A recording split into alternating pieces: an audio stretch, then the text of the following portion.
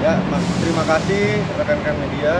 Hari ini kami selaku kuasa hukum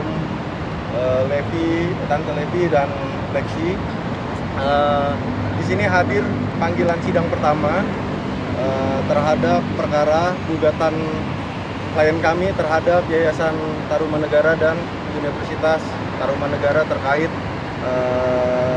peristiwa hukum yang terjadi terhadap klien kami yaitu si Lexi.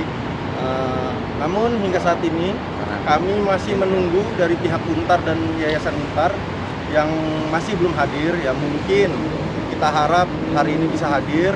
Namun lebih lanjut ya kami juga masih tetap menunggu karena kami juga terus terang belum tahu siapa yang akan hadir ke sini.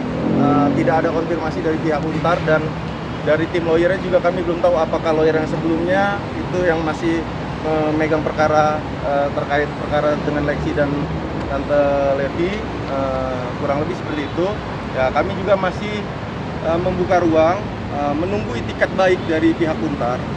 Ya kalau memang pihak Untar mau beritikat baik terhadap klien kami ya monggo ayo kita bicarakan dengan baik ya. Namun kami juga tetap menempuh upaya hukum yang dijamin negara ya supaya klien kami dapat mendapatkan kepastian hukum ya. Seperti itu. Mungkin ada tambahan dari rekan yang lain. Cukup. Oke, Bang, mungkin kan terkait mediasi yang kita tahu kan memang selama ini bermediasi satu sama lain dan pada akhirnya ini bermuara di pengadilan sendiri. Apakah memang menemukan jalan buntu terkait untuk mediasi kemarin? Ya, terima kasih.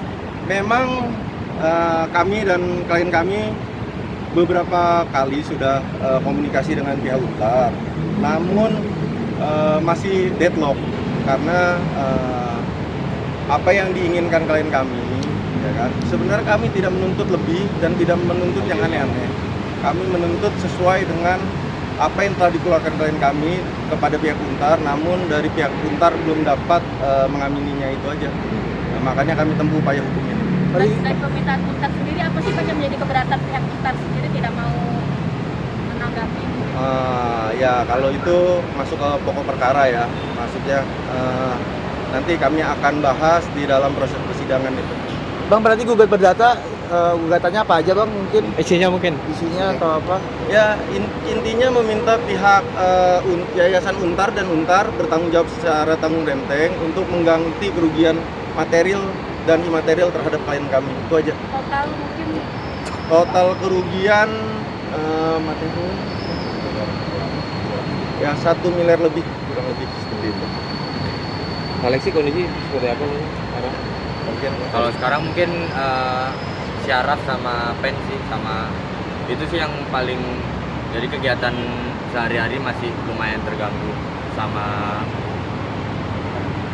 belum bisa berjalan normal lah kegiatan sehari-harinya. Jadi masih perlu support ya. Ada terapi. Untuk status kuliah mungkin gimana? Apakah untuk nonaktif sementara atau gimana mungkin? kalau sekarang dari Untar masih nonaktif sementara sih, dari jatuh kemarin 2024. Berarti akan dilanjutkan nanti setelah akan dilanjutkan kuliah lagi di Untar atau gimana, akan pindah atau nantinya atau gimana? Masih belum tahu sih ya, yang penting kan sekarang masih fokusnya ke terapi segala macam kan, itu sih. Terapi mungkin berapa kali? Sebulan? Kalau Perlu waktu dari berapa lama? dokter disaraninnya 2 kali seminggu ya, 2 kali seminggu sih hari. Ya gym, fisioterapi. Tapi selama pengobatan apakah ada itikat baik dari pihak kampus juga? belum sih. Maksudnya itikat baiknya sudah ada, cuman kesepakatannya kita belum ada. Ya, Makanya kenapa kita membutuhkan penengah di sini supaya setidaknya apa yang kita harapkan dan apa yang akan mereka berikan itu kita sama-sama bisa menerima gitu. Tapi kalau itikat baiknya sudah ada, kita juga sudah beberapa kali ketemu dengan mereka, cuman ya belum ada kesepakatan. Akesia Saya mungkin gimana nih melihat boleh sedikit Perjuangan adik sendiri gimana? sampai di titik ini.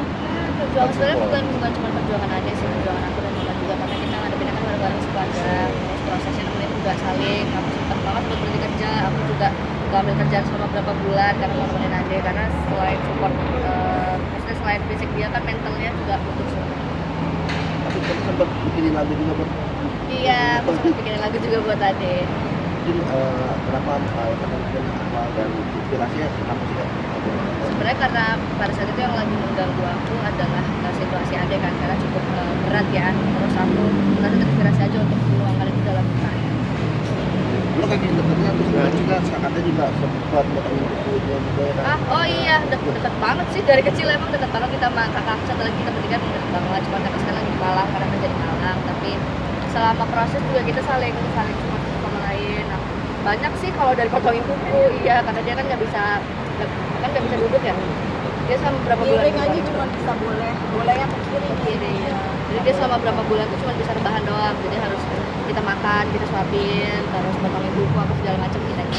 Mungkin hal-hal yang sudah bikin sakit apa sih Mas Lexi? Yang kadang gerak apa kegiatan-kegiatan yang bikin lagi sakit nih, jadi sakit. Mungkin kalau duduk lama, apalagi yang kalau maksudnya duduk yang keras gitu nggak bisa terlalu lama sih. Terus Kegiatan kegiatan yang seharusnya sehari-hari, misalnya kamar mandi kan Perlu jadi bantuan harus berarti ya Mas ya? kenapa? Perlu bantuan berarti tetap Kalau bisa, cuman maksudnya jadi terbatas kayak nggak bisa gimana ya? Yang ada ya, nggak bisa kontrol, Ya. maksudnya ya kadang-kadang Ya. untuk ke kamar mandi yang harusnya bisa ditahan Belum jadi nggak bisa ditahan karena refleksnya belum terbentuk. Karena belum Ya. sebenarnya itu yang memang menjadi fokus kita untuk terapi.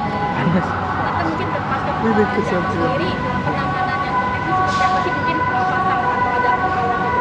Nah, sebenarnya itu salah satu salah satu pertimbangan kita keluarga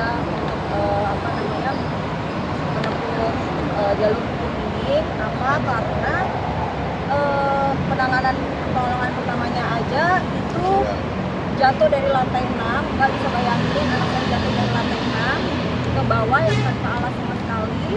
Mereka tidak panggil ambulan dengan alasan katanya lama nunggunya. Akhirnya mereka panggil Grab. Jadi anak saya diangkat dari lantai, didudukin di kursi roda, lalu didorong sampai di depan gerbang karena Grabnya nunggunya di depan. Akhirnya diangkat lagi, dimasukin ke Grab. Nah, dengan kegiatan yang beresiko seperti itu, seharusnya itu kan sudah ada tim medis yang standby.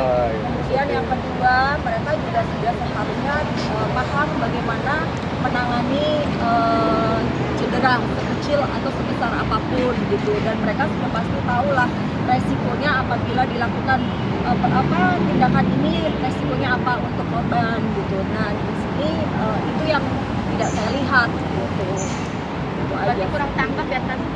Ya antara kurang tanggap, panik atau apa, saya kurang paham juga gitu. Tapi kan seharusnya kan sudah, mereka itu organisasi sudah puluhan tahun ya, bahkan dari 76 kalau saya nggak salah, itu dari saya belum lahir itu organisasi sudah ada gitu. Tapi ternyata sertifikasi untuk pelatihnya juga belum ada setelah saya tanya. Tante, mungkin rasa kecewanya seperti apa sih dari pihak kampus dan yayasan sendiri? Ya, sebenarnya anak ya Mbak ya, dimanapun kalau ibu udah menyangkut anak itu kan udah nggak bisa diukur sama apapun gitu.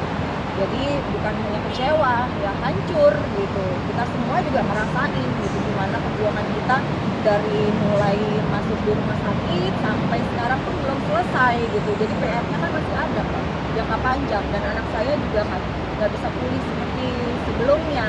Nilai berapapun uang yang ditawarkan itu tidak akan bisa mengembalikan kondisi anak saya.